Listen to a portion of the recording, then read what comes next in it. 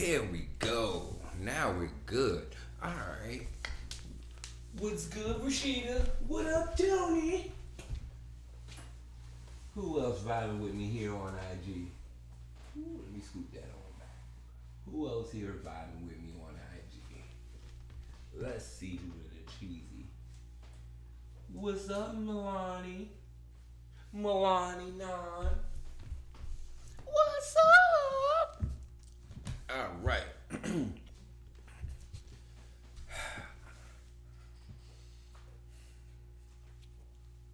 Oh, we got. Could you go and add him to the room? Peace and love, kings, queens, and gods. My name is Jarek, the Floating Yogi, and this broadcast is brought to you by Yogi. If you're on those streaming platforms, boom, urban yogic wellness and education, restructuring health and wellness in the community, bringing the power of growth and healing back to the individual's hands. I'd also like to thank No Commercials. No Commercials! International. We making it happen. And one way to just stay in touch to vibe with us would be fantastic to check out the single on all streaming platforms. Blue Spirit live from Costa Rica, the Floating Yogi, again, all streaming platforms, and that can be your daily meditation, your way to tap in with yourself, to reflect on that inner sight, that inner hearing, that inner voice that we were talking about, and then you can then bring that to the forefront and use that to direct your life. Which way do you want to go? How do you want to go about it? So yeah. Oh, and once you do that, then go and tap on my stories, meditate, vote, and share for your entry into the monthly giveaway. We got a bunch of stuff happening. I'd also like to thank Born to Fly Fitness, where fitness is fashion. I'd also like to thank Buddha a Blessing. You know, these bowls, the gongs, the magic sounds, they are rocking. I'm telling you, it's not stopping. And I'd also like to thank Mono's Detox. We got the smoothies, serums, elixirs, all that stuff. Go and check out the website. And I feel like I might have covered everything, and we rolling forward. So the past few weeks we were talking about identity. We were talking about that inner voice, that inner sight, that inner hearing that creates that pyramid, that trifecta, that pyramid. Those three: height, width, depth, solid, liquid, gas, mind, body, spirit. Those three are, as you notice, those are like, yeah, those are the trilogies. We all know about that. 3 is the basis that our conscious can reside on, because it's a little bit complex. It's not just moving around without free will or without will. It can direct itself. So last week we did an exercise so we can choose which voice was our inner voice. Out of all the sounds that we hear in our head, which one is us? We also did another one to see the sight, to figure out which sight is us. If something just pops in our head and catches us off guard, or maybe it's a dream that we're trying to manifest. Which sight is ours? Maybe it's a fear. Which one is us? Then hearing. And then the voice itself. Like, this is why the voice is impactful. How do you say your name? Because how you say your name is how other people will start to take you. So this is another one of, like, do you say your name with confidence? Do you say your name a little haphazardly? Do you not even correct people when they say your name wrong? I know I went through those phases. I was like, oh, Jared. Oh, hi, I'm Jarek. Jared? Yeah, hey, Jared. Jared. That's fine. Nah. Say your name. Be proud of yourself, your spirit, your energy that you're bringing forth, that you're claiming. All right. Anyway, that's for another story. But we've been going and talking about those 3 bases, and we did the exercise to pick it out. And now we're going to talk a little bit more about. I found another section that's just so closely ties into some of the things that we get caught in, these cycles and patterns and habits. We're in Osho's. We still rocking with Osho's Book of Secrets. Page 587, from Maya to reality. Maya is a Sanskrit word for illusion. So that's like waking up from our illusions, our delusions, the lies that we tell ourselves, the things that we're not really able to accept in reality, so we sugarcoat it and say it a different way. those things, waking up to those. That's what I wanted to talk about. I was like, yo, because this is the age of Aquarius, the age of knowing, not the age of just figuring it out. No, we know what it is. Now it's about acting. It's about doing, not making excuses. Okay, so I'm just going to jump straight into this. I'm going to get some of the, the Floating Yogi tees be rocking. Check the website. It's a whole bunch of, I'll tag that in a minute.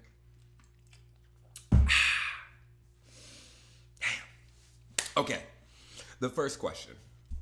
Osho, in which way can the practice of self-remembering transform the human mind?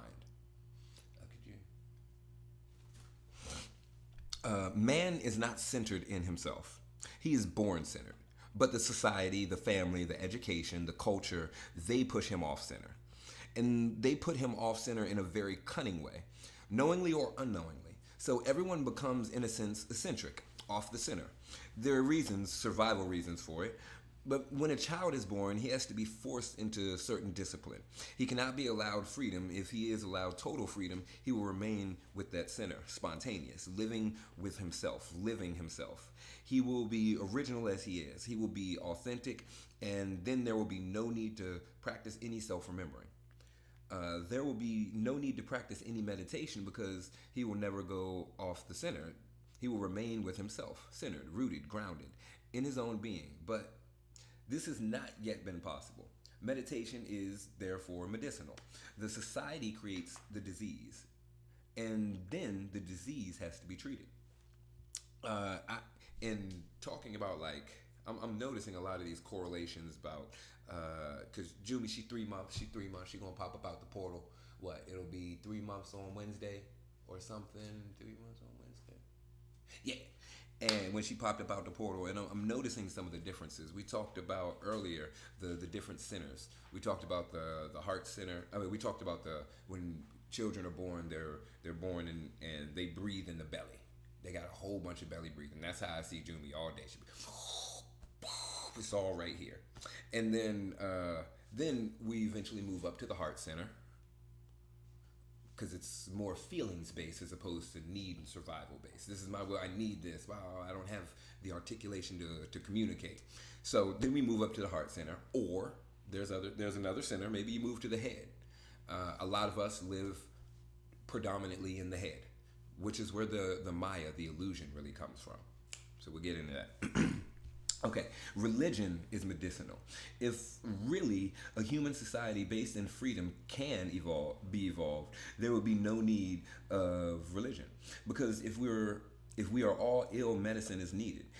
And because if we're off-center, methods of centering are needed. If someday it becomes possible on Earth to create a healthy society, healthy in the inner sense, there will be no religion. But it seems difficult to create such a society. The child has to be disciplined.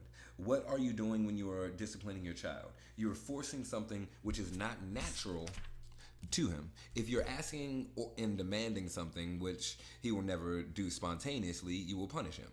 You will appreciate, you will bribe him, you will do everything to make it social, to take him away from his natural being. You will create a new center in his mind, which was never there. And this center will grow, and the natural center will go into oblivion, into the unconscious. Right? You see how we shift in, and then our awareness, where are we? Are we focused in, is it the outskirts of what we see? Or is it that tunnel vision where you got the blinders on, or you got the panorama view? What's happening? Your natural center has moved into the unconscious, into the dark, and your unnatural center has become your conscious. There is really no division between unconscious and conscious. The division is created. You are one conscious. You are one consciousness. You see that? Where are we focused? Where is our attention? Remember, we have to pay attention, that tension in the body.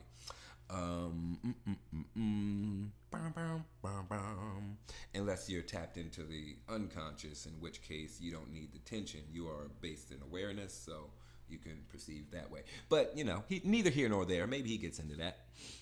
There's really no division between unconscious and conscious. The division is created. You are one consciousness. The division comes because your own center has been forced into some dark corner. Even You are not in contact with it. You are not allowed to be in contact with it. You yourself have become unconscious that you have a center. You live with the society, the culture, the family have taught you to live. Um, yeah, I mean, we all know about that. Getting up out of there. You live a false life. For this false life, a false center is needed. That center is your ego, your conscious mind.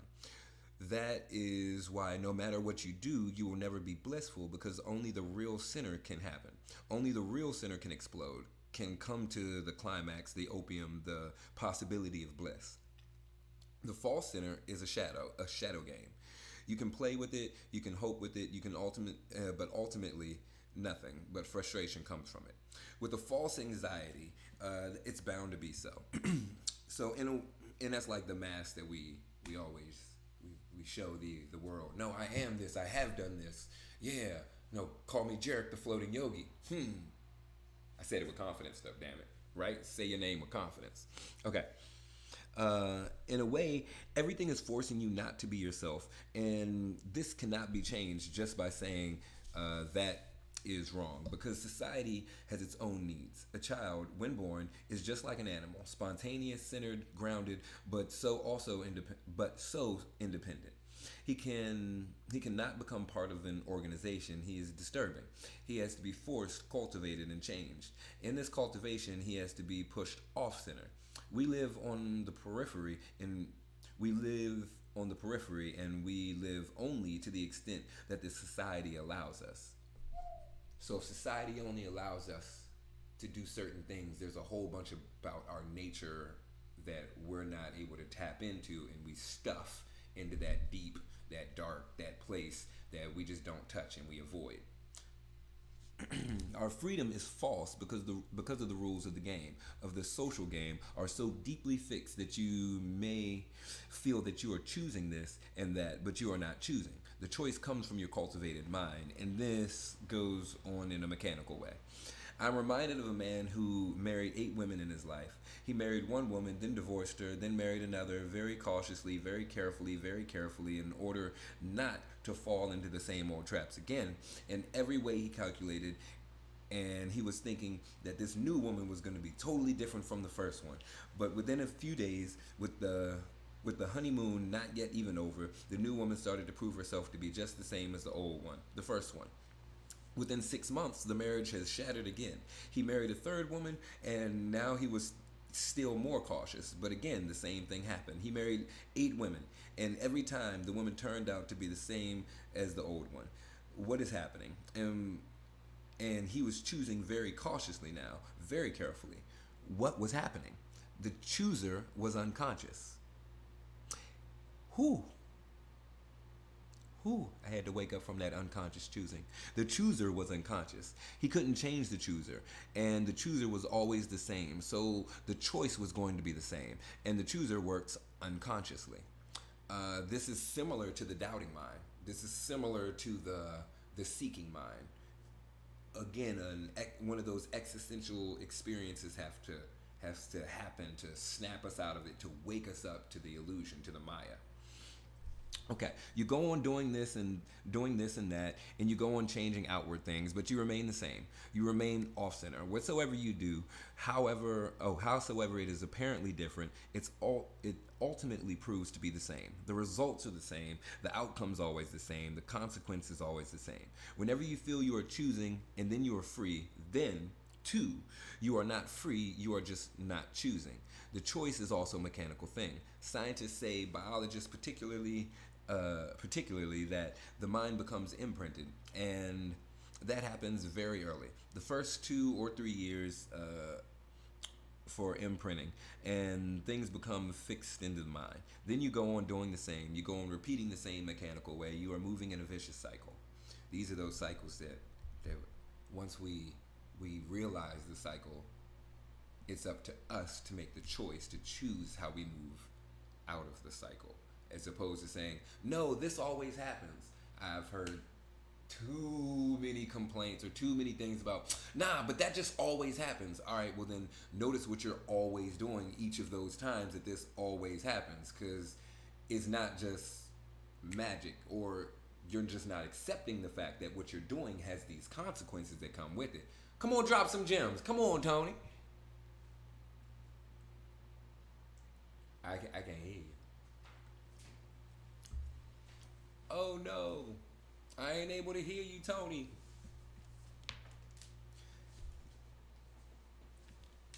Hold up, hold up, hold up, hold up, hold up, hold up, hold up.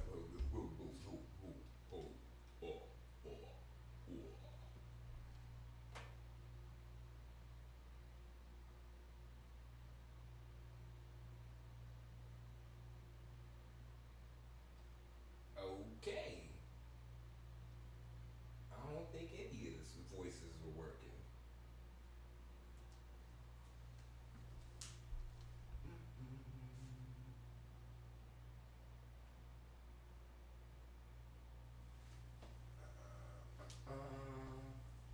I know what, Jack.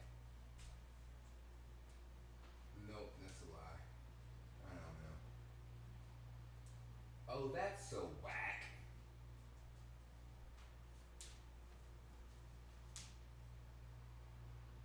Oh, so only I'm not able to hear you. That's even whacker. Yep, yeah.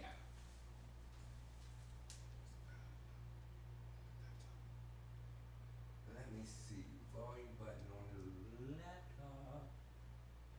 Nope. Drop down menu. Let's see if the speak. No freaking wonder. Alright, say something. What's up? Damn it, let's get it. I knew something. Try and play games with me. Try and play games with me. Now we good to go. We back at it. Alright. Alright, talk to me, talk to me. Oh, I done lost the whole thought. Ooh, Yeah. the act. My bad, my bad. Oh, okay. But people say that things are always one way. That usually to me means that they're the only common denominator. Right? Right? That's what I be trying. This is the reflection, the awareness. Yes, you are the only common And denominator. usually that comes into play whenever somebody comes to me and says something about the opposite gender. Like, all women are whatever. Like, Yeah. Hold on. Why every woman you know got the same problem? Yes. Or, like, why is it every woman you know? Like, Nah, I strongly feel you on that. I get it both ways. From the men, it's like, nah, all the women be doing this. I understand what you're saying because I know what perspective you're coming from. So I'm not gonna take it like as a everyone. All right, this ain't a blanket statement. But the ones that you've been rocking with, yeah, yo, the ones that you've been hanging out in those same bars and the same clubs that you've been hanging out at. Oh, what about the ones you found at yoga? Oh, you didn't go to yoga. Oh, well, you keep fishing in the same pond, you're gonna keep getting the same fish. And that goes both ways. No commercials. I feel you on it. Yeah, thanks for bringing that up. Because when he said the chooser is unconscious, that's exactly what it is. The chooser is unconscious. They're going based off of past experiences, and that means you're looking at a new person, someone you've never seen before, already jaded. You're imprinting well, I don't want them to do this, so I'm gonna be tense around this topic. And that it could be something as small as just more tense around the topic, and then that can like pop you off or pop them off. Like, Lord, we got to get these choosers together. We got to figure out, all right, why am I choosing this person? What about these people are the same? Start to dissect like what's actually going on. And yeah, we got to wake these people up. We got to wake them up from Maya to reality. All right. The child is forced to be off-center. He has to be disciplined. He has to learn obedience. That is why we give him so much value to obedience. And obedience destroys everyone, because obedience means now you are not the center. The other is the center, and you just follow him. That's impactful. That's an impactful part right there. Education is a necessity in order to survive, but we make this necessity to survive an excuse for submitting. We force everyone to be obedient. What does that mean? Obedient to whom? Always someone else, the father, the mother, someone else is there, and you have to be obedient to him. So why so much insistence on obedience? Because your father was forced to be obedient when he was a child. Your mother was forced to be obedient when she was a child. They were forced off their sinners. Now they're doing the same. Now they are doing the same with their children, and these children will do the same again. This is how a vicious cycle moves on. Freedom is killed. In the freedom you lose your sinner. Oh, and with freedom you lose your sinner. Not that and another idea of what this sinner could be. When you have more freedom, you have more choices, you have more things to think about, and if you don't know about something, you're gonna stay on your task doing whatever it is that you were doing. But then we see like something shiny sparkling on the side, and you're like, oh, and then for a moment we forget. Or the great thing that happens for me is like I'll pick up my phone and then Instagram will be on there, and then a video will start or a meme will catch me, and then I forget why I picked up my phone, and then I'm just standing there like, oh, I guess I can scroll. I even notice when I'm scrolling. I'm like, now you're scrolling. You didn't even pick up your phone for this. Stop. And I gotta like backtrack and figure out. Anyway. Education, and not having like a million choices, we can really like refine what it is we want. I think a lot, and to touch back on what you were saying, Tony, when it comes to like those relationships, I do believe that the possibility of options is one of the things that is hindering people's chooser. Is because if you always have a million options, when are you gonna like pull the trigger and commit to something? Because there's always something better out there. And then it becomes a game about, then it becomes a game of like the little details, the finite details that really don't matter in the grand scheme of things. I was talking with G, like find like your 3 things, your like non-negotiable things. Someone who rocks with them, their crazy doesn't make your crazy go insane. Their crazy just rocks with it. It's smooth. It's like, all right, it matches my crazy. We're not like bouncing off the walls. I could do this. Move forward. If that's what you want. There's so many different types of relationships out here now. Explore, enjoy. All right, moving forward. Not that the sinner is destroyed. It can't be destroyed while you are alive. It would be good if it was destroyed. You would be more at ease with yourself. If you were totally false, there would be no real sinner hidden within you. You would be at ease. There would be no conflict, no anxiety, or no struggle. The conflict comes into existence because the real remains there. It remains in the sinner, and just on the periphery, an unreal sinner is created. Between these two sinners, a constant struggle, a constant anxiety, tension is created. This must be transformed, and there is only one way. The false must disappear, and the real must be given its place. You must be grounded into your center, into your being, otherwise it will be in anguish. The false can disappear, the real cannot disappear unless you die. While you are alive, the real will be there. And another parallel for the real will be there. This is really for the people with a strong, consistent practice. When I'm doing like the sun salutation, something simple, right? Something that we just normally flow through. When I'm doing that, I can feel like where I'm sitting in my body, like where my joints are pressed where the bones are pressed into the joints. Because it's not like a boop and it's in there and it's stuck. It don't work like that. They just moving around loose, right? So I can feel where I'm sitting here, where the bones start to compress in, where the muscles tense around and just hold me in place. And I'm like, oh, I'm snug as a bug right here. So I can feel that. And then as I'm moving through the sun salutations, I can feel how the pelvis starts to shift, the spine starts to the coccyx starts to loosen up, the spine starts to elongate. I can start to feel how I'm moving through my body from a lot of pressure to, like, let's call it the right side, to more pressure coming to the left side, and balancing each other out. Maybe it's some more to the back than the front, or the front to the back, just to get a better idea. Other example.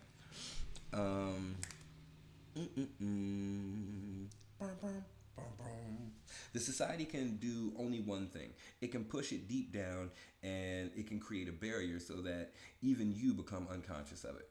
You can remember any moment in your life when you were spontaneous, when you just lived in the moment, when you were living yourself and you weren't following someone else. I'll give you a moment to think. Last time you was just living in flow.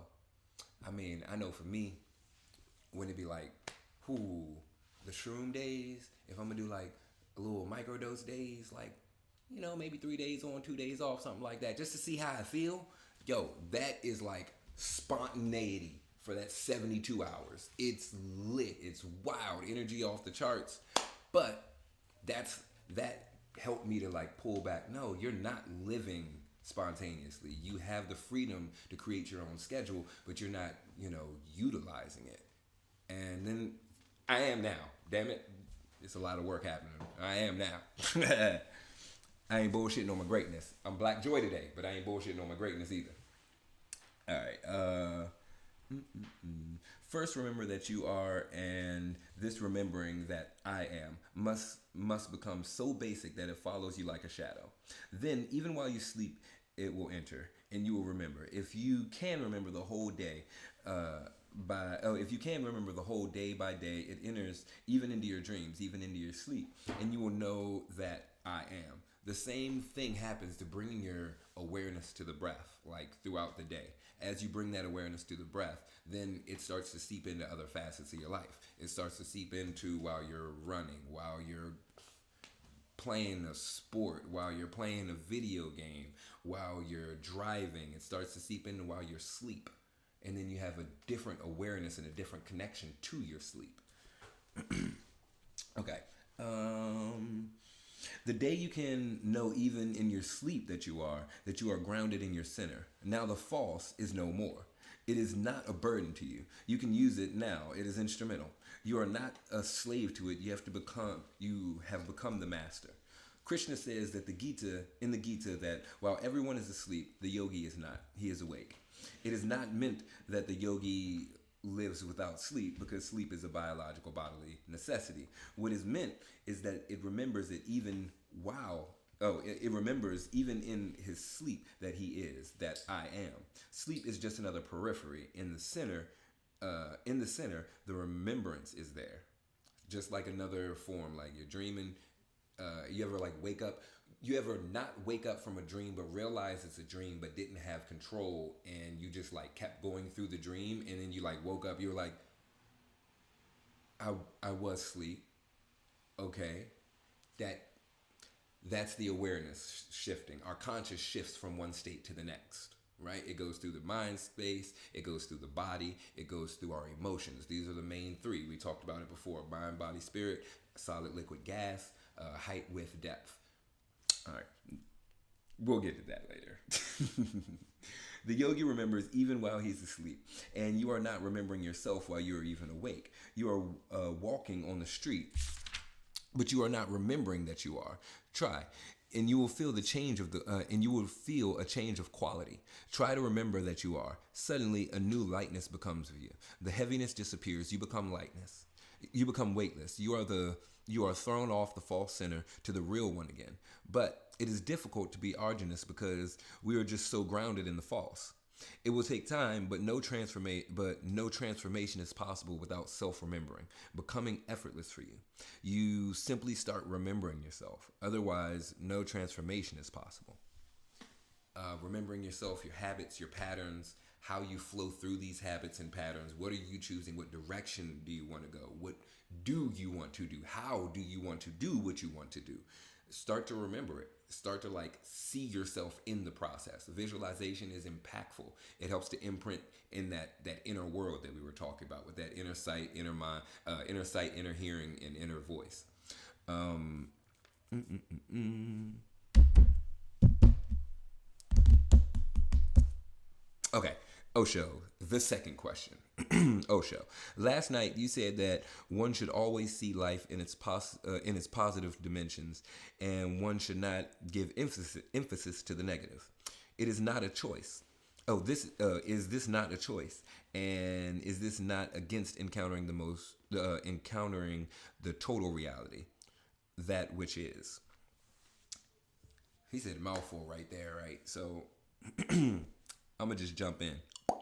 It is a choice, but one who is negative cannot take a jump into choicelessness.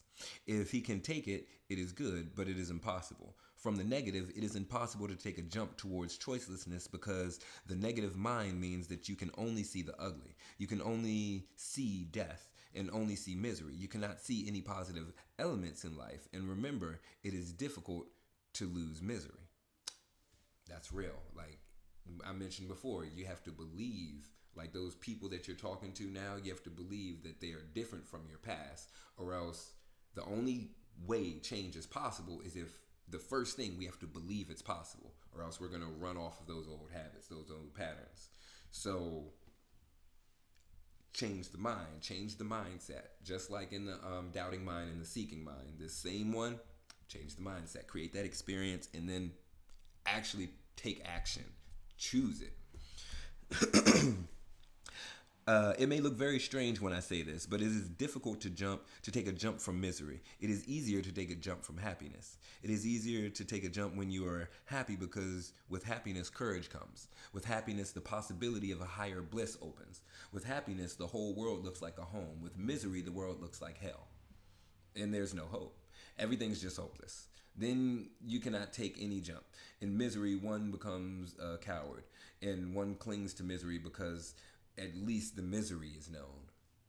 And that's a real one. A lot of times, it's like choosing the devil we know over the devil we don't know, even though we know the devil in this situation, the devil we don't know is just putting us in a better place moving forward. But I don't know. I don't know how they could respond. They could say no, and you'd be in the exact same spot where you're at now. So open your mouth. A closed mouth don't get fed. Say something. Um, You cannot be adventurous when you're unhappy. Adventure needs a subtle happiness to you. Then you can leave the known. You are so happy that you are not afraid of the unknown, and the happiness has become such a deep phenomenon to you that you know that wherever you will be happy.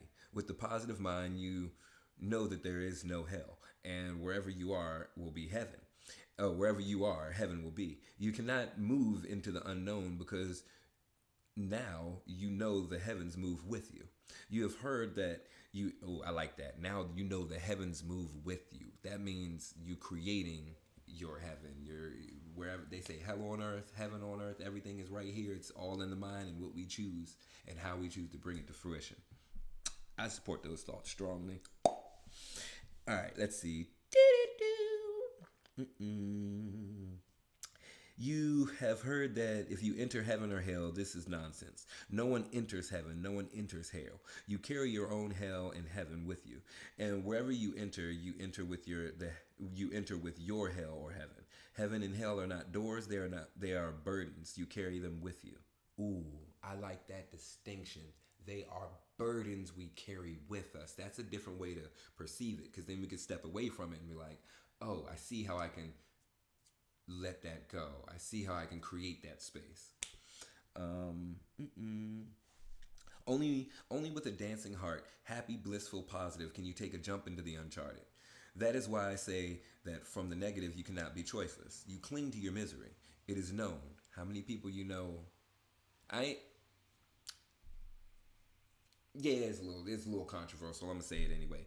Depression. I've been through it myself. I had my fights with it. Many of them, but a lot of times, a lot of people are still stuck in that depressed state because they're not doing anything to physically change it, to actually change it. Not everyone. There are tons of clinically diagnosed. They have some imbalances. I ain't talking about them. If you gonna bring them up, go and get off my line. We talking about average normal people who say they are depressed on a daily basis. I've encountered numerous ones of them. I've dated numerous ones of them. I'm like, nah, I see. You're just not doing this. Well, it's a choice, and it doesn't mean that just because you make the choice, you're gonna feel better. Nah, you got to go through the shift, through the transformation. Okay.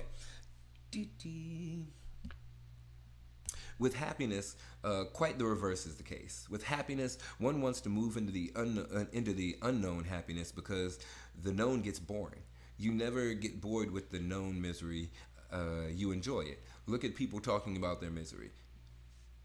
All the work calls, yo, talking about it. It's real.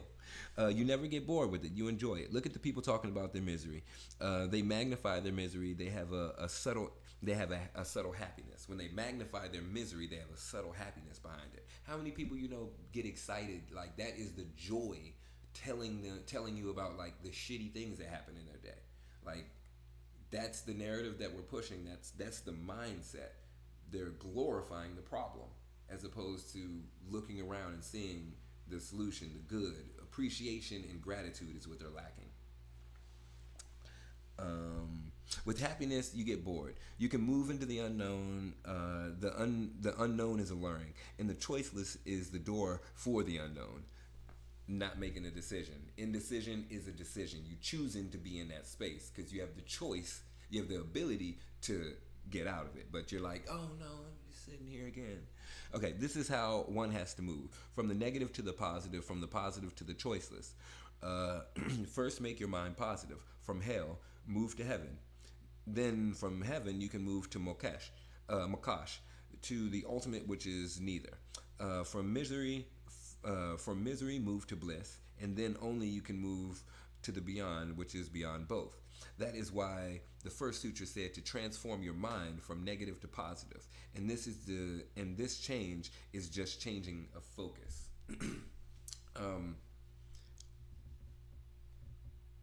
Life is both or neither. It is both or neither. It depends on you or how you see it.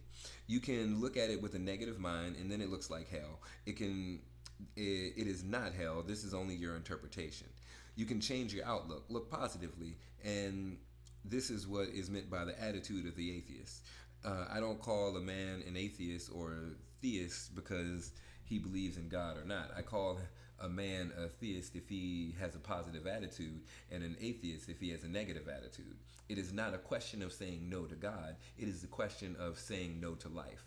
The theist is one who says yes and looks always from a yeah saying mind. Then everything changes totally.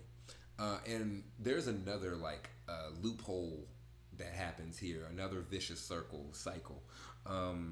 Getting caught in the positive, the everything positive vibes only, positive this only.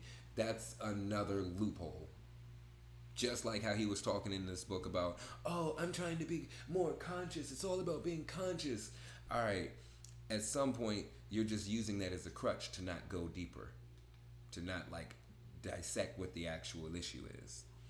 And we have to flow through both cycles. We have to flow through the good and the bad, the positive and the negative, because we aren't the extremes. We're not the eccentricities. We're not on the outskirts. We're the balance in between.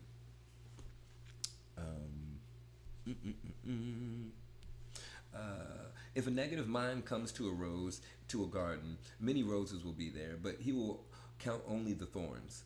The first thing for the negative mind is the thorns. That is significant. Flowers are just illusory. Only thorns are real. He will count, and of course, for each flower, 1,000 thorns exist. And once he has counted 1,000 thorns, he can't believe in one flower, because it's more thorns than flowers. What are you paying attention to? He will say this one flower is just illusory. How can such a beautiful flower exist with such ugly thorns, violent thorns? It is impossible. It is unbelievable. And even if it exists, it means nothing now. 1,000 thorns have been counted and the flower disappears. A positive mind will start with the rose, with the flower. And And once you are in communion with the rose, once you know the beauty of life, then the unearthly flower, thorns disappear.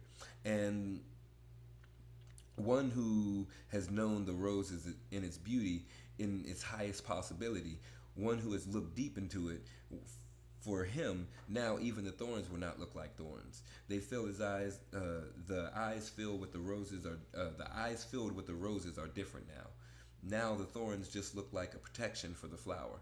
They will not be enemies. They will look just like a part of the happening of flowers. Now, this mind will know that this flower happens and these thorns are needed to protect. Because because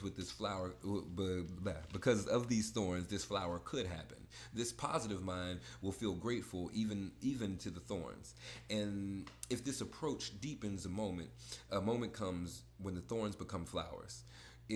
With this first approach, the flower disappears, or the flower even becomes a thorn. Only with a positive mind can you get to a state of non-tense mind. With a negative mind, you will remain tense. With so many miseries all around, such negative inventive mind goes on revealing miseries and mysteries in hells and hells. In Buddha's time, there was one really famous teacher. His name was Sanju we're going to call him Sanju. Sanju! He was absolutely negative thinker. Buddha thought of 7 hells, so someone came to Sanju and told him that Buddha said that there are 7 hells. Sanju said, "Go and tell your Buddha he doesn't know anything. There are 700 hells. He doesn't know anything. Only 7? There's 700 hells, and I've counted them all." He has a treacherous mindset, to say the least. If you have a negative mind, even 700 are not much. You will find more. There is no end to it. The positive mind can be non-tense. Really, if you are positive, how can you be tense? If you are negative, how can you be non-tense? With the negative mind, there can be there can be no association with meditation. The negative mind is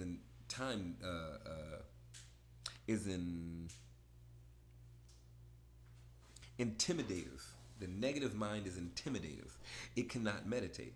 A single mosquito is enough to destroy all meditation. I will say this. Hold up. A single mosquito would ruin my meditation. I'm not gonna hold you. If there's a mosquito in the room, I'm swiping at it. I'm waiting for it to land, and then it's physical abuse on myself. I'm killing it. Like, I know, ahimsa, nonviolence, I got you. There's enough mosquitoes. Don't let this be like having me on live talking about, oh, he's talking about genocide. Oh, during Black History Month. Nah, cut it. Okay.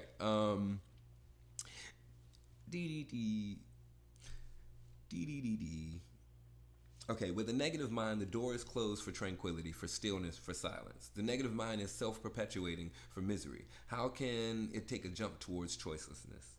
Krishnamacharya goes on to talk about choicelessness, and the audience is negative. They listen, but they never understand.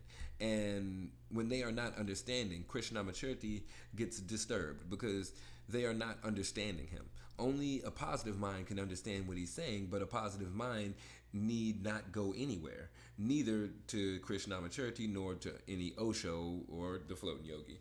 Only a negative mind is in search for a teacher, for a master. Because it's unsettled. That's where the seeking mind comes in. Ooh.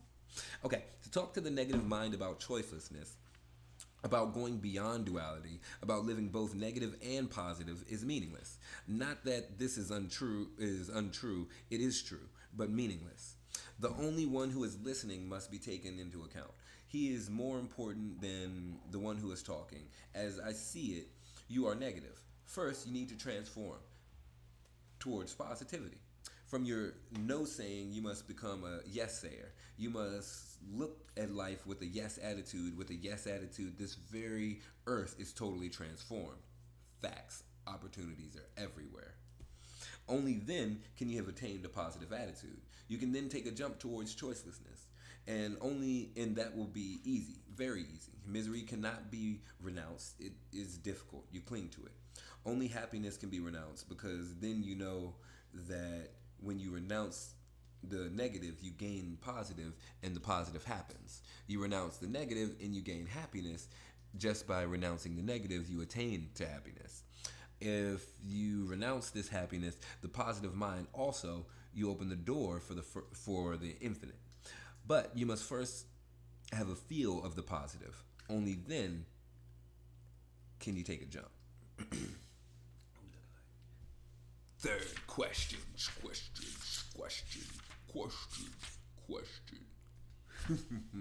Yeah, that's where we're going to finish. Third question. Osho. In the last technique yesterday, you explained that in this world of Maya, the inner consciousness of the seeker is the only real center of him. In this reference, please explain the significance of the role in the guru in this world of Maya. So he's asking, there was a technique he talked about that helped to show the inner consciousness of the seeker and the only real sinner.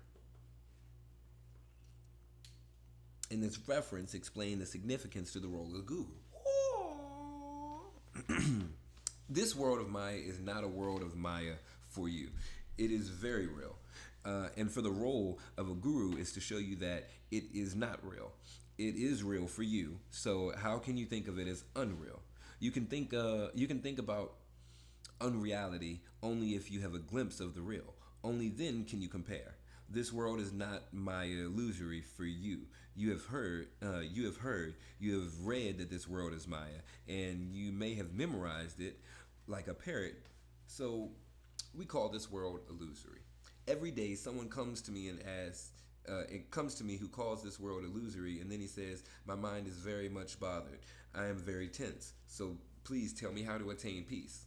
And this world is illusory. If the world is illusory, how can your mind be tense? If you have known that this world is illusory and the world will disappear, then, and with the world and all of its misery, but the mind still is, you don't know that the world is illusory.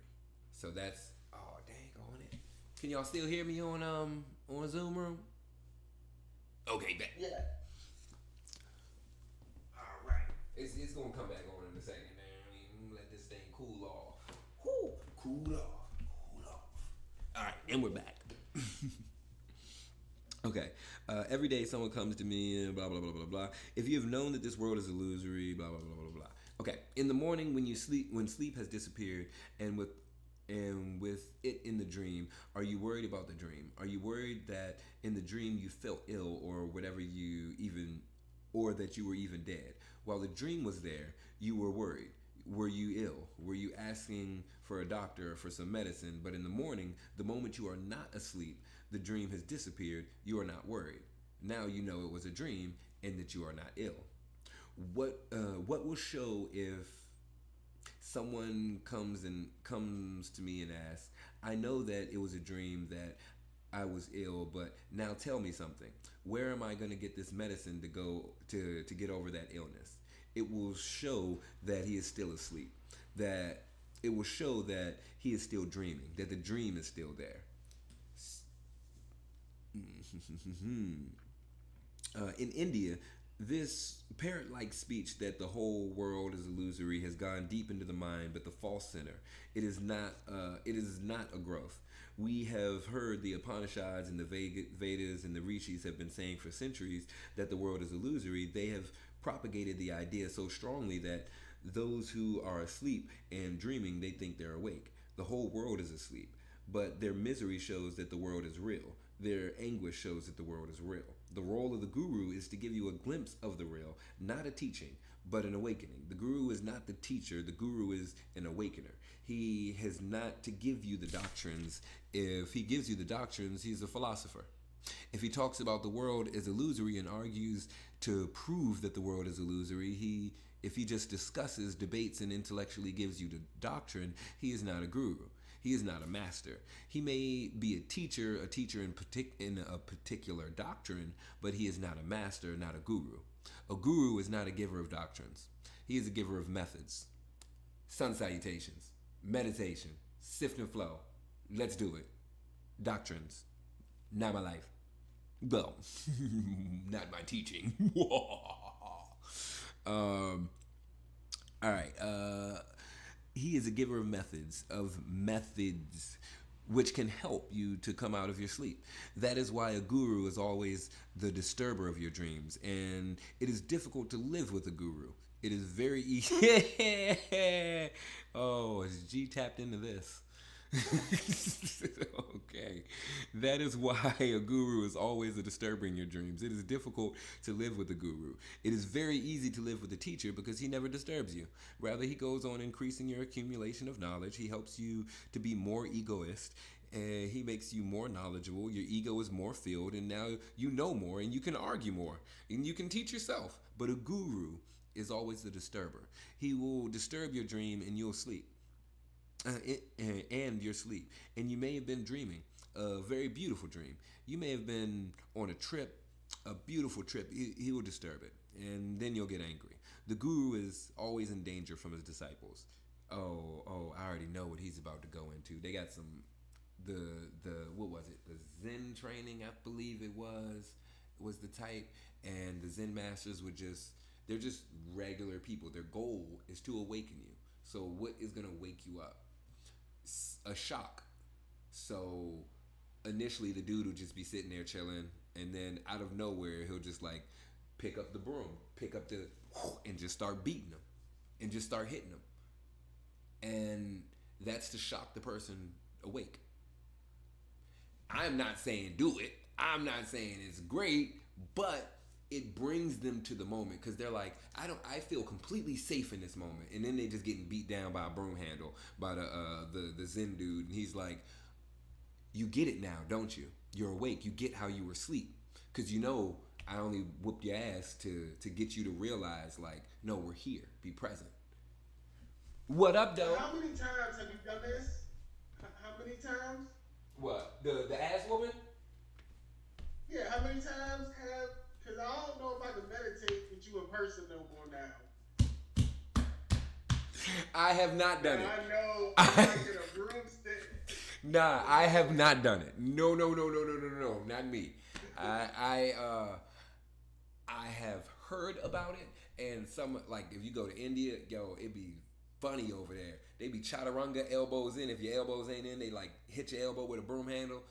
And then someone else was like, yeah, I went to my month training in where was it? Thailand. And they were like, oh, in India. The dude walked in. Chaturanga? And then walked out the room. That was the class. He was done. He wasn't done teaching. He was just, no, hold chaturanga. This is your goal. He's waiting for people to fall out. He's waiting for, instead of physically abusing them, I'm going to hold you in chaturanga until you give up. When you give up, you're at that point of your mental, your spirit is stretched. This is where you grow. And then he comes in and gives you the foundation, like the support that you need so you can see things a little bit differently. I don't necessarily subscribe to this topic. I ain't saying do it. I ain't saying look for it either.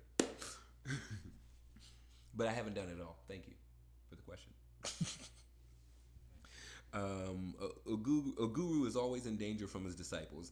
Any moment they can kill him because he's going to disturb that is what his work is. He cannot help you to be yourself if you are because you are false. He has to destroy the false identity. It is painful. That is why unless there is a very deep love, the work is impossible. A very deep intimacy is needed. Otherwise, hate will be there. So a guru cannot allow you near him unless you have surrendered. I get that. I get where he's coming from because on like like a trauma informed perspective, yeah, you got to be open with yourself in these situations, and you have to be real confident with yourself in those situations to help guide somebody else who may be drastically off center.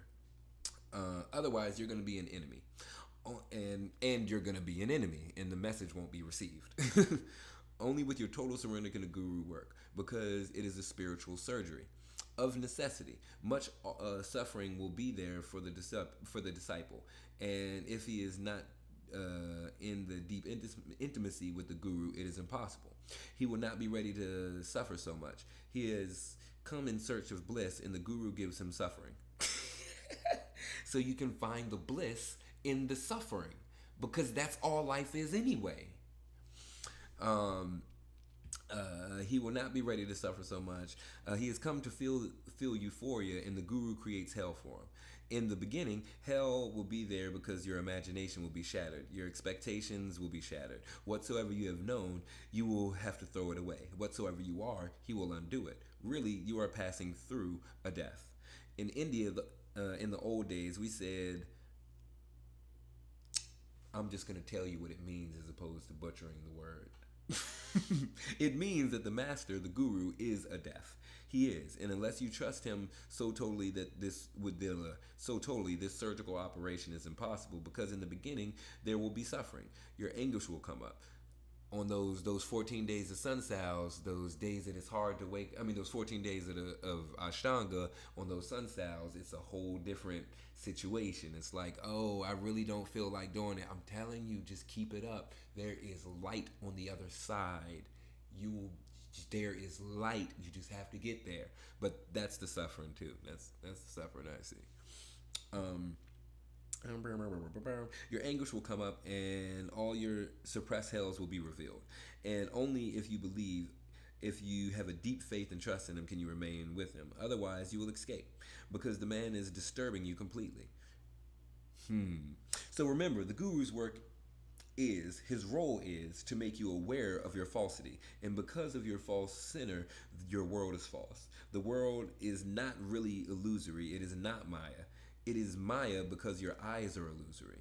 They are dream filled. You project your dreams all around, and the reality is falsified. The same world, I gotta say that again. Damn. The world is not really illusory. It is not Maya. It is Maya because your eyes are illusory. They are dream filled, and you project your dreams all around, and the reality is falsified. The same world will become real when your eyes are real. The same world will become real when your eyes are real. That's like me thinking of something when I'm on shrooms, and then manifesting that joint later, but more so just realizing that it's happening, and I'm like, damn, yo, it was just a shift in reality, like a shift in my mind and how I saw things that put me in this position, as opposed to all of this magical existential. No, I just had to look at things different. Everything we want is here for us. We just have to move. We have to stop placing barriers in front of us to get there. Is that Bear? What up, Bear? Hey, I'm not able to read that, but I'm gonna read it in a minute. I'm gonna get up. Okay.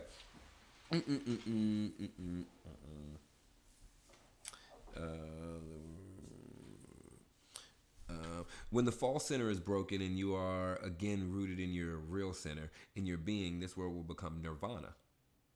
He said perfect time. Thank you.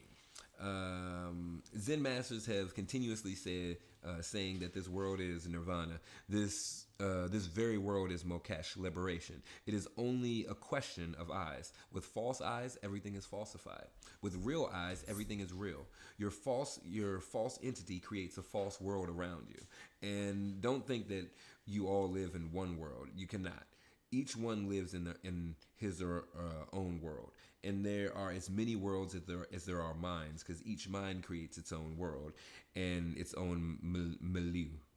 Even if you are living in a family, the husband lives his own world and the wife lives her world, and they are collisions every day between the two worlds. They never meet, they collide. Meeting is impossible, because we are just like bodies in space on this rock. going around this giant ball of gas that's been collected together. Meeting is impossible. I wonder if he gets deeper into that. Let us see. With the mind, there can be no meeting, only collision, conflict. Bum bum bum, and the plot thickens. I like that, right? With the mind, there can be no meeting, only collisions. The minds don't meet. We go back and forth with like witty banter, with thoughts and words. We start casting spells at each other. Look at that. Only collision, conflict. When the mind is not, there can be a meeting. The wife lives in her own world, in her own expectations. The husband, for her, is not the real husband that is there in the world. He is just her own image. The husband lives in his own world, and the real wife is not his wife. He has an image of a wife, and whenever his real wife falls short of this image, then there's a struggle, a conflict, anger, hatred. He loves his own image of a wife, and the wife loves her own image of a husband. And these both are illusory. They exist nowhere. The real wife is there, the real husband is there, but they cannot meet because between these two real things are the unreal wife and the unreal husband. They are always there. They won't allow a meeting of the real ones. And I can see that. Boom. I'm gonna throw this out there because I can see that how you can get into like a pattern if you live with someone. I don't know. I was a straight relationship hoe with that. I was like, nah, come on and live with me. Let me take care of the rent. Let me take it. No. But when you have someone there all the time, it can be what's the word? We can take them for granted. And they can just be like, oh, a person who's there. Oh yeah, you're in the house. You're just moving around. They're doing their thing, and we don't really pay them any mind. So for one, it's a great time to go deep and dive into whatever it is that you really like to do, really love to do. Perfect timing because you're gonna ignore everything else. Everything you have a specific control over your awareness and your attention. We know the difference between awareness and attention. The inclusive and the exclusive, because you're able to block out a whole human. That's a lot. I'm just saying, a whole human that you know and knows you. Anyway, there's a whole different way of being. Like after y'all get to the point where you're not really like talking all the time every day, and it's just like silence, and then there's a whole nother type of communication that happens. That's kind of dope, yo. It's like the world opens up. The world of communication kind of opens up because then it becomes like head nods and gestures and things that start to really connect. Or yeah, okay. Blast. All right, we're a little over today, but I'm gonna finish this last part. Everyone is living in their own world, expectations from projections. There's as many worlds as there are minds. These worlds are illusory, Maya. When your false center disappears, the whole world changes. Then it is a real world. Then, for the first time, you see things as they are. Then there is no misery because the illusion, expectation disappears. And with the reality, there is no misery. One comes to feel. It is so. Fact is fact. So with fictions, are their problems. The fictions never allow you to know fact. These fictions of the mind are the Maya. Only with fictions are there problems. And fictions never allow you to know facts. So when you start talking facts, you ever been in an argument, someone start talking facts, and I don't want to hear that. Get yourself together. Get back to your center. Hear the fact. Because your mind's in your way right now. Okay. The role of the guru is to shatter the fiction so that the facts become available to you. And that facticity is truth. Once you know that facticity, even the guru will be different. if you come to a guru now, you come with your own image of him. That's real. Someone comes to me, he has his own image of me, and then I am not following his image. He is in difficulty but how am I to follow his image? And if I try to follow everyone's image, I will be a mess. And every disciple thinks I should be like this or that. He has his own concept of a guru. If I am not fulfilling his concepts, because he is frustrated, he becomes frustrated. But this is how this is going to be. The disciple comes with the mind, and that is the problem. To change his mind, not to destroy it, he comes with the mind and looks at me also with his mind. That's facts. I have a lot of expectations of how I'm supposed to be. Apparently, I'm vegan. Who knew? I don't know. Ask the chicken I ate last night. I think that was the last one. He said, "Are you?" Yeah. We're gonna pick back up on this. We're gonna pick back up on this because it was getting good. But it's gonna be a couple more pages. We good tonight though. I think the what's it called? It's gonna die. The camera's gonna black out again. Okay, so with that being said, tomorrow tomorrow is Ashtanga half primary, virtual at 6:00. Bring that ass, yo. It's gonna be lit. You too, Bear. See you tomorrow, Bear. Rashida. Right. And that's Tuesday. Thursday, we're gonna take a little bit of a rendition of what we did last week, and we're gonna add in a little bit more about the awareness. We're gonna go a little bit more into the senses, figuring out which of your inner senses is your strongest, which part of that spirit speaks to you, then there's Saturday, Float and Flow at 10:30, and Sunday we are back in UE with Elevated Sift and Flow. Again, I'd like to thank DJ Thrill. No commercials. That's what I was waiting for. Okay, let's try that again. I'd like to thank DJ Thrill. No commercials. I'd like to thank Mono's Detox. I'd like to thank Buddha Blessing. Born to Fly Fitness, where fitness is fashion this month. I'd also like to thank Dolly Dearest, Little Dolly's House of Horrors, Little Shop of Horrors. She's doing the giveaway for this month's meditation accountability. So tap in, jump on the stories, meditate, vote, share, join the community. Be a part of this change that. Be a part of this change. Period. I don't want to say nothing else. I ain't trying to throw no more sauce on it. Peace and love, kings, queens, and gods. Thanks for vibing with me. Any questions, comments, let me know. And feel free to go and throw some cash at Venmo, PayPal. It's here for you. And we tomorrow night, ladies' night. Oh, snap. Thank you for that. And MBK tomorrow night is ladies' night. They doing games? Let me look at the ad. Or they got like a saucy topic that's coming out. Cause I know sometimes it be a saucy topic. I don't know.